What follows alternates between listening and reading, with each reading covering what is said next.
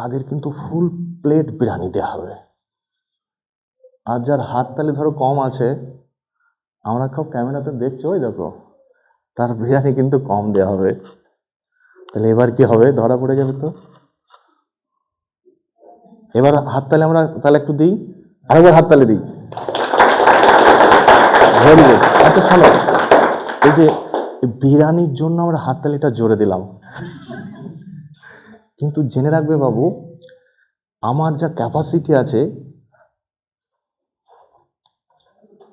বিরিয়ানি খাওয়ার, কিন্তু আমি সেটা চাইছি না। আমি চাইছি আমার যে ব্রেনের যে ক্যাপাসিটি আছে, বা সৃষ্টিকর্তা আমাকে আগামী দিনে যে জায়গাটা চাইছে দিতে, সেটাও তো নিতে হবে, তাই না?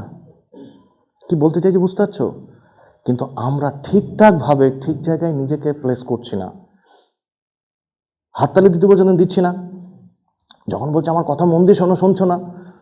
তার মানে কি, তোমার যে জায়গাটায় আগামী দিন তুমি পৌঁছাতে পারবে, আমরা কিন্তু পৌঁছাতে পারবো না যদি সেটা না করি। তোমরা এখানে যারা বসে আছো অনেকেই, তোমরা সবাই আছো, তাই তো নাকি? সবাই আছো যে আগামী দিন ইন্টারভিউ দেবে এবং চাকরি পাবে। কিন্তু জেনে রাখবে, এই চাকরিটাই কিন্তু তোমাদের শেষ নয়। এই চাকরিটা তো শেষ নয়। আগামী দিন তোমরা অনেক বড় বড় চাকরি পাবে, পাবে না? পাবে তো নাকি? কিন্তু যে চাইবে যে না আমার এটাই শেষ, তো তার সেটাই শেষ। তোমার অ্যাক্টিভিটিসের উপর ডিপেন্ড করবে। ঠিক বলছি তো? আচ্ছা, আমার কথাটা ছিল যে আমাদের ভালো বলতে হবে। কিভাবে বলতে হবে সেটাই বলছিলাম। তাহলে ভালো বলতে গেলে বাবু, সবার আগে যেটা করতে হবে সেটা ভালো করে কথা শুনতে জানতে হবে। শুধু বলতে, আমি শুধু বলবো বলে কিন্তু মানুষের মন যতটা জয় করা যায়, যদি ভালো করে কথা শুনতে পারো তার থেকে বেশি জয় করা যায়।